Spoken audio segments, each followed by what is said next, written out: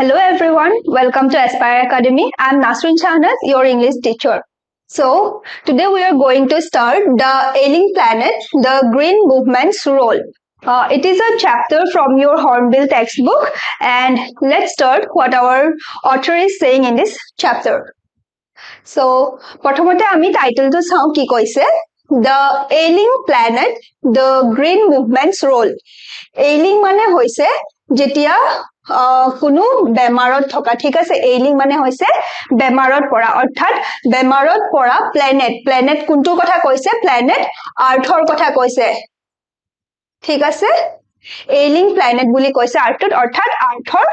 এতিয়া বেমাৰ হৈ আছে আৰু কিয় বেমাৰ হৈ আছে বুলি অথৰে কৈছে হেয়া আমি চ্যাপ্টাৰটোত গম পাম আৰু ই কিহৰ বিষয়ে কথা পাতিব দা গ্ৰীণ মুভমেন্ট অৰ্থাৎ হেউজ বিপ্লৱ মানে হৈছে আৰ্থৰ যোনটো ক্লাইমেট চেঞ্জ হৈছে বা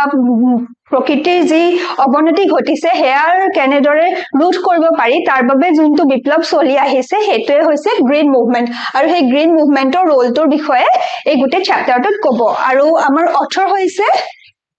নানি পালখিৱালা ঠিক আছে let's start with it প্ৰথমতে আমি চাইলো আমাক অথৰৰ বিষয়ে কি কৈছে ইয়াতে অলপমান ইনস্ট্ৰাকশন দিয়া আছে The following article was written by Nani Palkhiwala and published in the Indian Express on 24th November 1994 etu ei gote article to ketia likha hoisile 1994 or 4ত লিখা হৈছিল আৰু ই কেতিয়া পাবলিশ হৈছিল 24th November পাবলিশ হৈছিল Indian এক্সপ্ৰেছত ঠিক আছে এটো বহুত বছৰ আগতে লিখা এটা আৰ্টিকেল হয়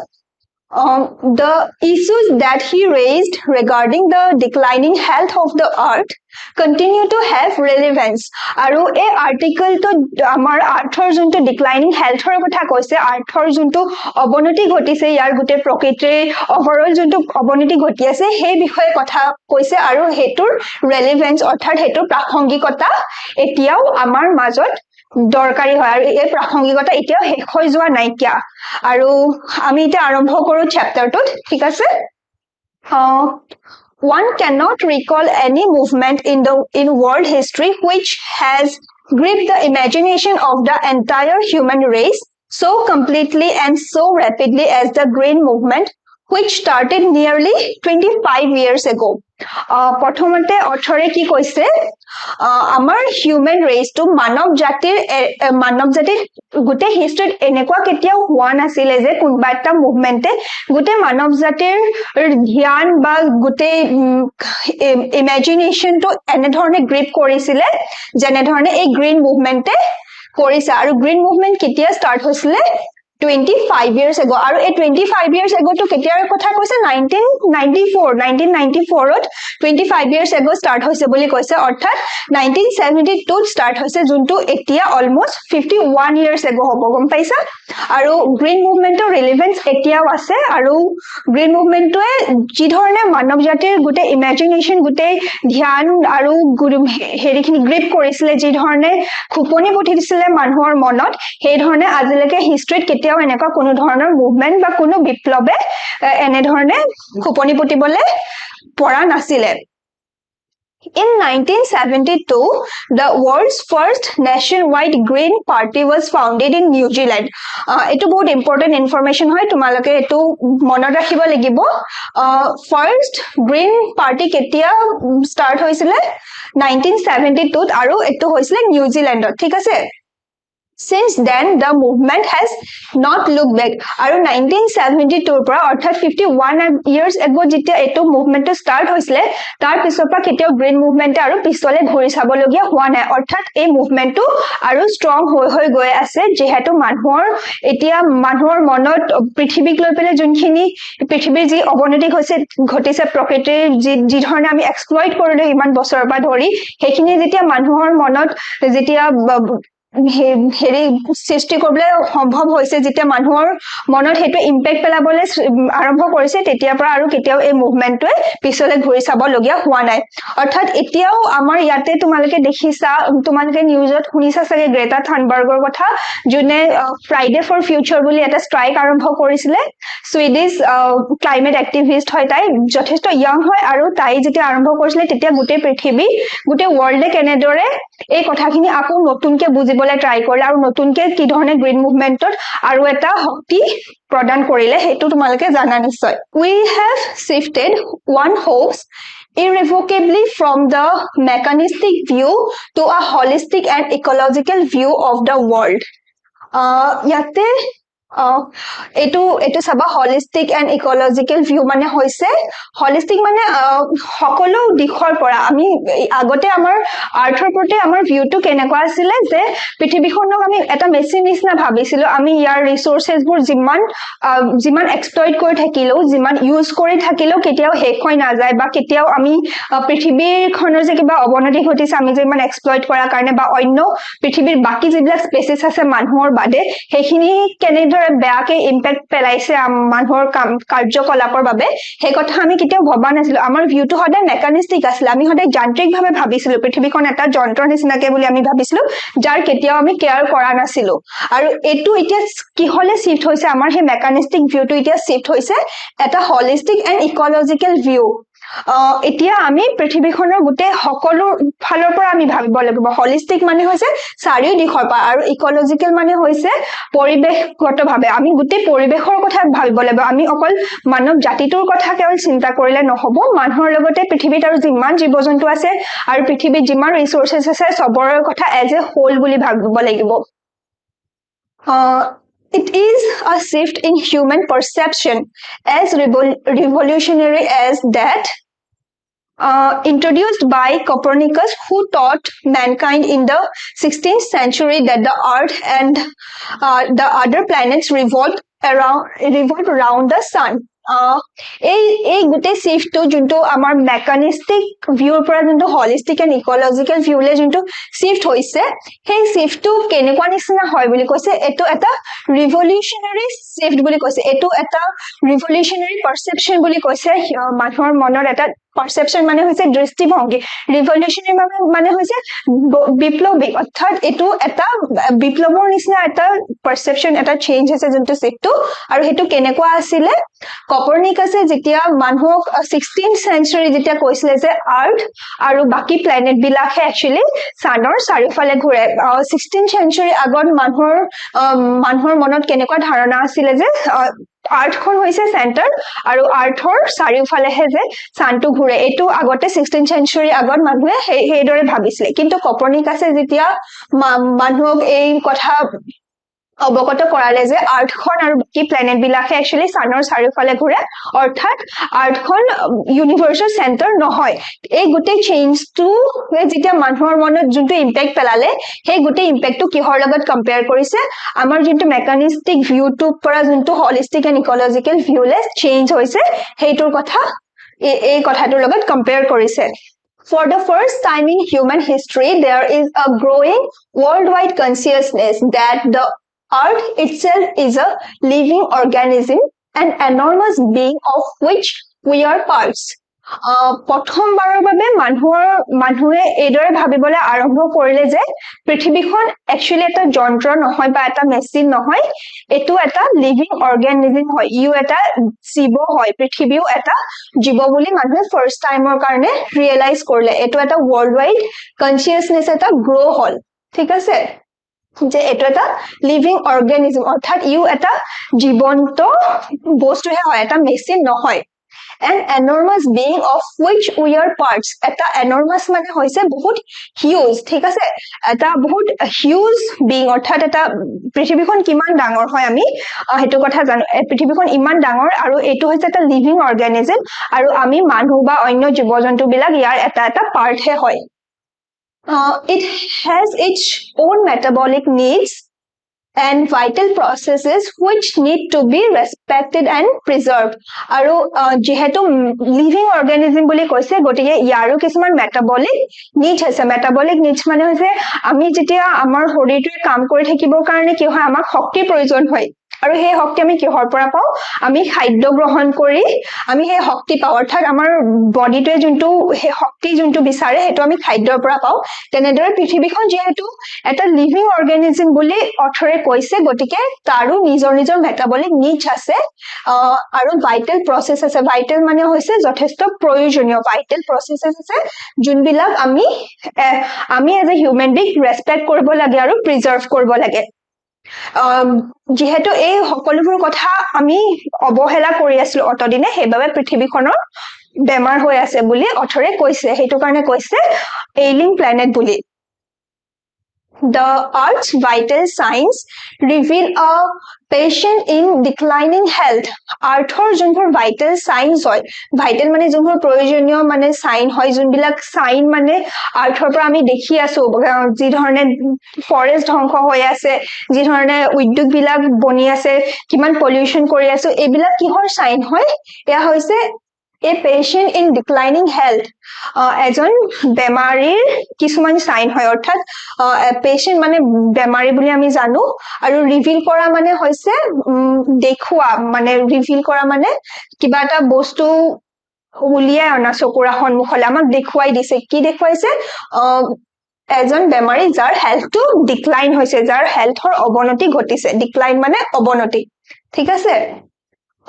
we have begun to realize our ethical obligations to be good stewards of the planet and responsible trustees of the legacy to future generations. আমি এতিয়া কি ৰিয়েলাইজ কৰিবলৈ লাগে আমি এতিয়া এটো ৰিয়েলাইজ কৰিব লাগে আমাৰ কি এথিক্যাল অব্লিগেশন আছে এথিক্যাল মানে হৈছে নৈতিক ৰেসপন্সিবিলিটি আমাৰ কি হয় অব্লিগেশনস মানে ৰেসপন্সিবিলিটি আমাৰ কি নৈতিক ৰেসপন্সিবিলিটি আছে to be good steward মানে হৈছে জুনে কাৰোবাৰ আলপৈচান ধৰে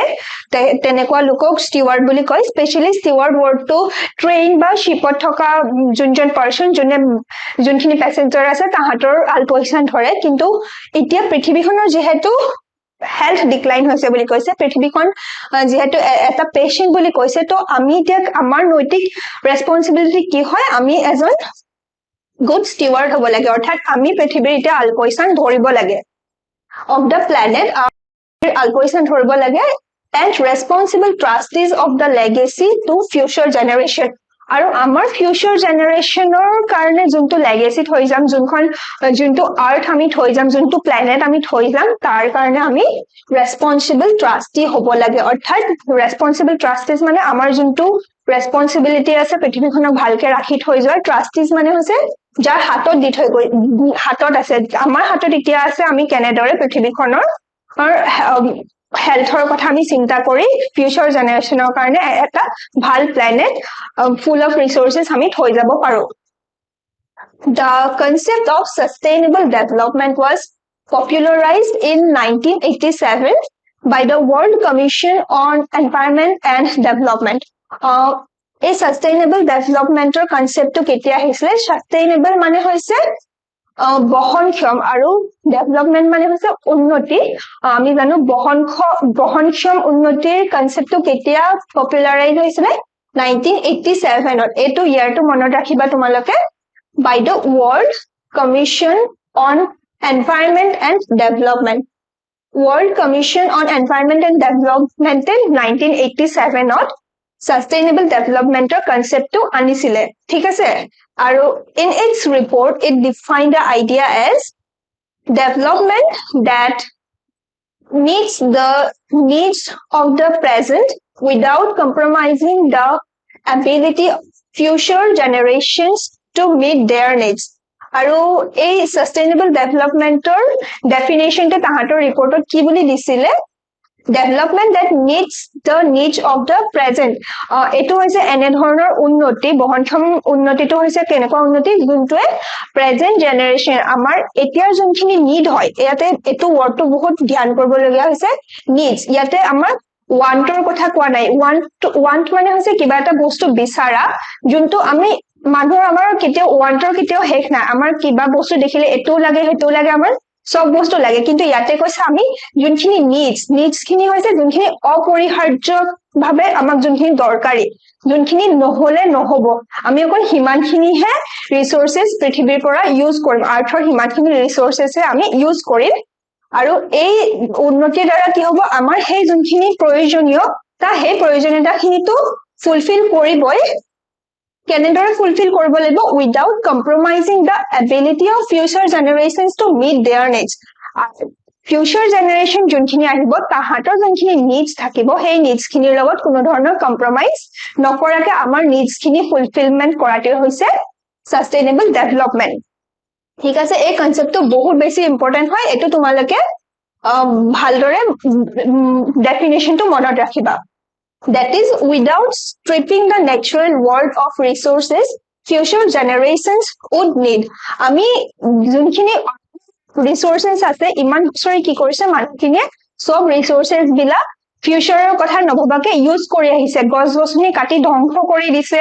গোটে পৰিবেশ সম্পূৰ্ণভাৱে পলিউট কৰিছে কিন্তু আমি তেনেদৰে থাকিলে নহব আমি এতিয়া ৰেসপন্সিবল হ'ব লাগিব ৰেসপন্সিবল স্টিওয়াৰ্ডৰ নিচিনাকে আমি যোনটো এইলিং প্ল্যানেট আমাৰ হাতত আহি পৰিছে যোনটো এইলিং প্ল্যানেট আমি ক্ৰিয়েট কৰিছো হেতৰ আমি ৰেসপন্সিবিলিটি ল'ব লাগিব হেতৰ আমি ভালদৰে বুজি পাব লাগিব আমাৰ একচনৰ কেনেকুৱা ধৰণৰ ইম্প্যাক্ট হ'ব পাৰে ফিউচাৰ জেনাৰেশ্যনৰ কাৰণে বা কেনেকুৱা ইম্প্যাক্ট আমি আমাৰ আৰ্থত পেলাইছো সেই কথালৈ আমি ৰেসপন্সিবল হ'ব লাগিব সকলোবোৰ আৰু আমাৰ ৰিসোৰ্সেস বিলাক আমি হেতু পৰিমাণে ইউজ কৰিম যোনটো আমাক বহুত বেছি প্ৰয়োজন যোনটো আমাৰ নিড হয় আমি সেই মতেহে ইউজ কৰিম আৰু যাতে ফিউচাৰ জেনাৰেশ্যনে তাহাঁতৰ নিডছ বিলাক ফুলফিলমেন্ট কৰোতে তাহাঁতৰ নিডছবোৰ মিট কৰোতে যাতে তাহাঁতি কেতিয়াও কম্প্ৰমাইজ কৰিবলগীয়া নহয় সেইবাবে আমি কি হ'ব লাগিব আমি এজ এ ৰেসপন্সিবল ট্ৰাষ্টিজ হিচাপে আমি নিজকে গঢ়ি তুলিব লাগিব ঠিক আছে নেক্সট কি কৈছে In the zoo at Lusaka, Zambia, there is a case where the notice reads, "The world's most dangerous animal." লুসাকা জাম্বিয়াৰ লুসাকা বুলি ঠাইখনত এখন জু আছে জুখনত কি হৈছে এটা কেজ আছে এটা জীৱ-জন্তু যেনেকে কেজত ৰাখি থয় জু বিলাকত তোমালোকে দেখিছা চিৰিয়াখানাত কেনেদৰে ৰাখে মানুহে চাবৰ কাৰণে তাতে কি হৈছে এনেকুৱা এটা কেজ আছে য'ত এখন নটিচ মৰা আছে আৰু তাতে লিখা আছে the world's most dangerous animal dangerous মানে আটাইতকৈ বেছি বিপদজনক এনিমেল মানুহে সেই নটিচখন দেখি obviously যাব পৃথিৱী আটাইতকৈ বিপদজনক এনিমেলটো কোনটো হয় চাবৰ কাৰণে যাব ন আৰু inside the case there is no animal but a mirror where you see yourself কিন্তু কেজটোৰ ভিতৰত কি হৈছে কোনো ধৰণৰ জন্তু নাইকিয়া কোনো জীৱ-জন্তু তাতে নাইকিয়া কোনো এনিমেল নাই তাতে কি আছে এখন মিৰৰ আছে এখন আইনা আছে য'ত তুমি নিজক দেখিবা অৰ্থাৎ ওয়াৰ্ল্ডৰ আটাইতকৈ ডেঞ্জাৰাছ এনিমেলটো কি হৈছে মানুহ নিজে মানৱ জাতি নিজে আটাইতকৈ বেছি ডেঞ্জাৰাছ এনিমেল বুলি কৈছে ঠিক আছে thanks to the efforts of number of agencies in different countries new awareness has now dawned upon the most dangerous animal in the world আৰু এনেকুৱা ধৰণৰ যোনবোৰ এক্টিভিটি বা এনেকুৱা ধৰণৰ যোনবোৰ একচন হেবিলাক কোনে লৈছে কিছুমান বহুত এজেন্সি কিছুমানে লৈছে যোনবিলাকে অলৰেডি পৃথিৱীখনৰ বাবে ৰেসপন্সিবল ফিল কৰিছে যিখিনিয়ে অলৰেডি বুজি পাইছে মানুহখিনিয়ে কিমান বেছি পৃথিৱীৰ হাৰ্ম কৰি আছিলে সেইটো কথা বুজি পোৱা মানুহখিনিয়ে এনে ধৰণৰ এফৰ্ট লগাইছে যে তেওঁলোকে জুখনত গৈ পেলাই দেখিব মিৰৰখনত যে এই ওয়াৰ্ল্ডৰ আটাইতকৈ ডেঞ্জাৰাছ এনিমেল বেলেগ কোনো নহয় হিউমেন বিঙে হয় তেতিয়া কি হ'ব তেওঁলোকে এই এৱাৰনেছটো গ্ৰ কৰিব যে কেনেদৰে আমি আমাৰ পৃথিৱীখনক ধ্বংস কৰি আহিছো ইমান দিনে আৰু সেই ৰেসপন্সিবিলিটিটো যাতে ফিল কৰে তাৰ বাবে কি কৰিছে বহুত বিলাক এজেন্সিয়ে এনে ধৰণে এফৰ্ট লগাইছে আৰু এই এফৰ্টছ বিলাকৰ কাৰণে কি হৈছে নিউ এৱাৰনেছ এটা ক্ৰিয়েট হৈছে এতিয়া কাৰ মনত হৈছে যোনটো ওয়াৰ্ল্ডৰ আটাইতকৈ ডেঞ্জাৰাছ এনিমেল অৰ্থাৎ মানুহৰ মনত সেই নতুন এৱাৰনেছটো অলৰেডি আহিছে অৰ্থাৎ ডন হৈছে মানে ডন আপন মানে হৈছে অলৰেডি আহি পৰিছে অৰ্থাৎ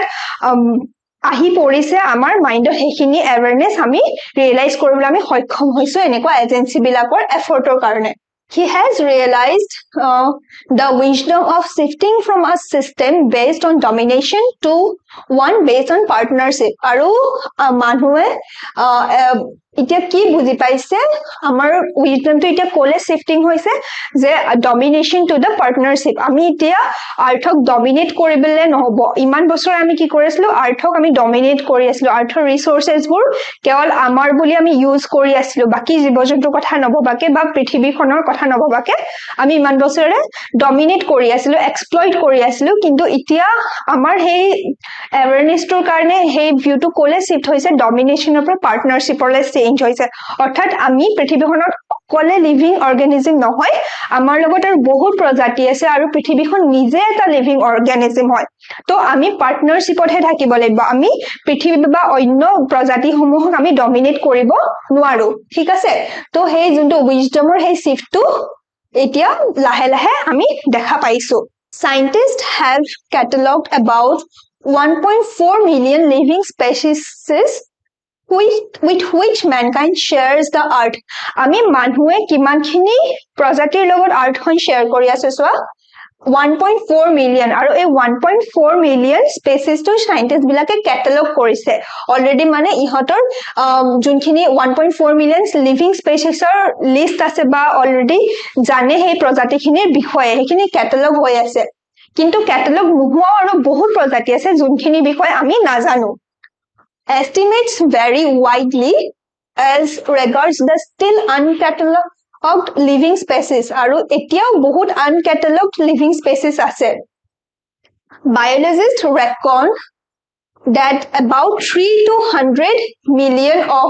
other living species still languish unnamed in ignominious darkness biologist বিলাকে কি কৈছে অকল 1.4 মিলিয়ন লিভিং স্পেচিছৰ হে ক্যাটালগ আছে হেখিনিৰ বিষয়ে আমি জানো নজনা কিমানখিনি আছে 3 to 100 million আৰু কিমানখিনি 3 to 100 million living species আছে যোনখিনি কেতিয়াও ক্যাটালগ কৰা হোৱা নাই কিয়া যোনখিনিৰ বিষয়ে আমি নাজানো আৰু সেই লিভিং স্পেচিছ বিলাক still language unnamed language মানে হৈছে সময়ৰ লগত হেৰাই গৈছেগে যাৰ বিষয়ে আমি কোনো নাজানো unnamed মানে তাহাঁতক কেতিয়াও নামকৰণ কৰা হোৱা নাই কিয়া ignominious darkness ignominious মানে হৈছে লজ্জাজনক অৰ্থাৎ আমি হে কথাটো যে নাজানো ইমানখিনি লিভিং স্পেচিছ যে আৰু যে আছে হে বিষয়ে ইতিয়ালৈকে কোনো গম নাপাই ডাৰ্কনেস মানে হে বিষয়ে আমাৰ একো নলেজ নাই হেতু যথেষ্ট লজ্জাজনক বুলি অথৰে কৈছে One of the early international commissions which dealt inter alia with the question of ecology and environment was the Brand Commission, which had a distinguished Indian as one of its members, Mr. L.K. Jha. এখন বহুত early মানে যেতিয়া green movement start হৈছিলে হেতু সময়তে আৰু এটা commission হৈছিলে যোনটো ডিল কৰিছিলে ইন্টাৰ আলিয়া মানে হৈছে among others মানে বাকি অন্য ধৰণৰ কথাবিলাকৰ লগতে কিহৰ বিষয়ে এই কমিটিখনে ডিল কৰিছিলে The question of ecology and environment. Ecology আৰু environmental question to ecology আৰু environmental বিষয়ে এই কমিশন খনে ডিল কৰিছিল আৰু হেখন হৈছে Brand Commission আৰু তাতে এজন ইন্ডিয়ান মানুহ আছিল আৰু তেখেত হৈছে মিস্টাৰ এল.কে. ঝা এল.কে. ঝা ৰিজাৰ্ভ বেংকৰ গভৰ্ণৰ আছিল 1967 ৰ পৰা 1970 লৈকে লক্ষ্মীকান্ত ঝা বুলি তেখেত এই কমিটিখনৰ এজন মেম্বাৰ আছিল The first Brand report raised the question, are we to leave our successors a scorched planet of advancing deserts, impoverished landscapes and ailing environment? আৰু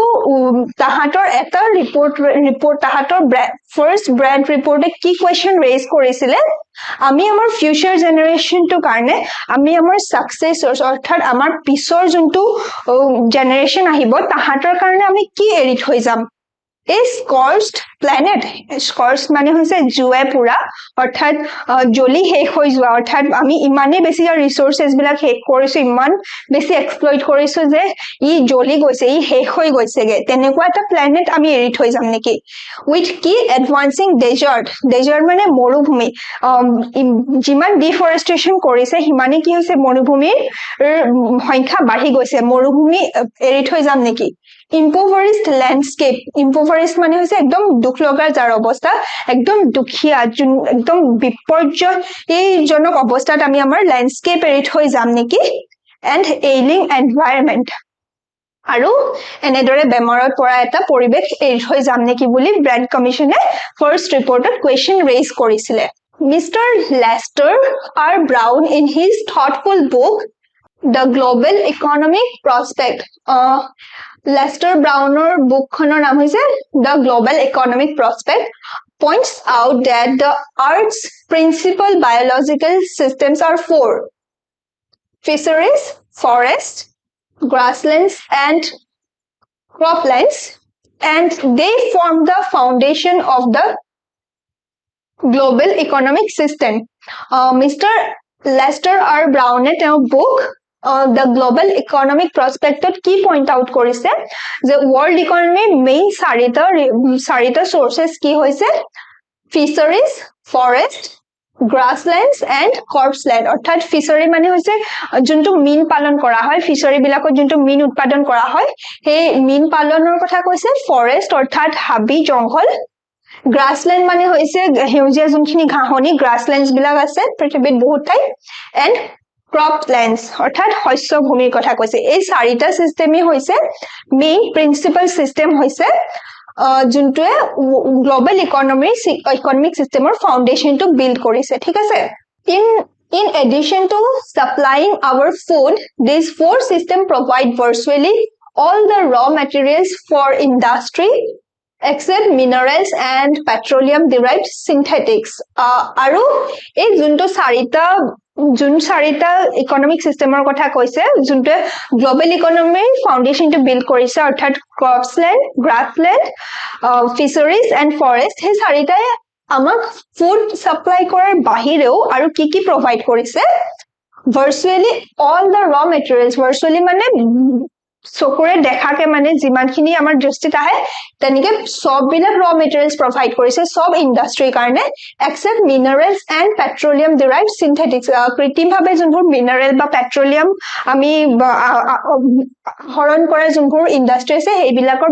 বাদে বাকি ইন্ডাষ্ট্ৰি বিলাকৰ সকলোলৈকে কি কৰিছে ৰ মেটেৰিয়েলছ ইহঁতি প্ৰভাইড কৰিছে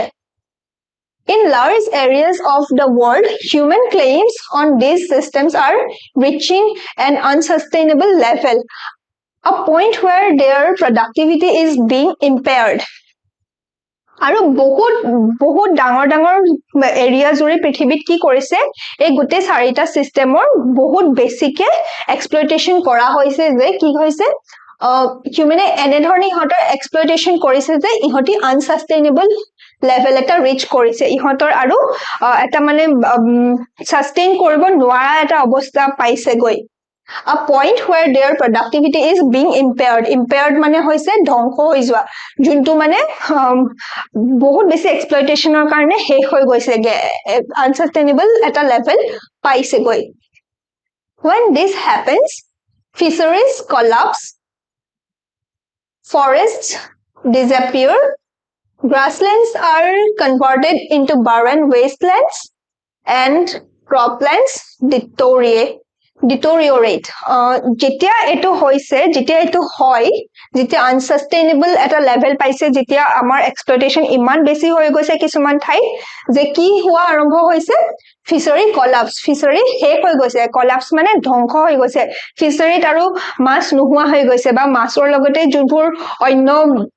লেটাৰা বস্তু পেলাও যোনটা পানী পলিউশন কৰে হেবিলাকৰ কাৰণে কি হৈছে মাছৰ উৎপাদন নোহোৱা হৈ গৈছে ফিশাৰী কলাপস হৈ গৈছে ফৰেষ্ট ডিসএপিয়াৰ অৰ্থাৎ ইমান বেছি ডিফৰেষ্টেশন কৰা হৈছে ইমান বেছি গছগছনি হাবি জংগল কাটি পেলে তাতে ঘৰ বনোৱা হৈছে বা তাৰে উজখিনি বেলেগ কামত ইউজ কৰিছে বেলেগ ইন্ডাষ্ট্ৰিত ইউজ কৰিছে যে ফৰেষ্ট বিলাক লাহে ডিসএপিয়াৰ হৈছে অৰ্থাৎ হেৰাই গৈছে ডিসএপিয়াৰ মানে হৈছে নাইকিয়া হৈ যোৱা ফৰেষ্ট শেষ হৈ গৈছে লাহে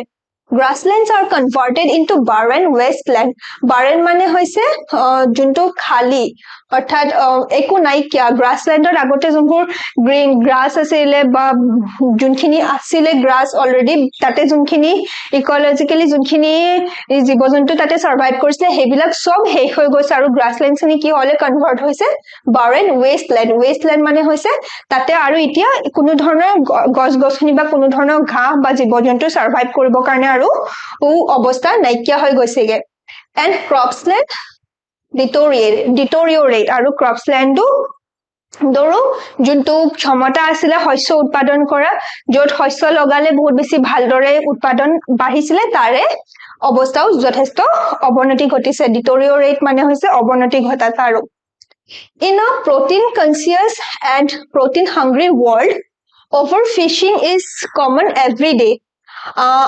protein conscious and protein hungry world মানে আমাৰ হিউমেনৰ কথা কৈছে হিউমেনে বহুত বেছিকে protein লাগে এটা যোনটো কনসিয়াসনেস এটা আহিছে যে আমাৰ বডিত কি হৈছে protein কমি গৈছে তো proteiner মেইন সোৰ্সটো আমি কি বুলি ধৰো জেনাৰেলি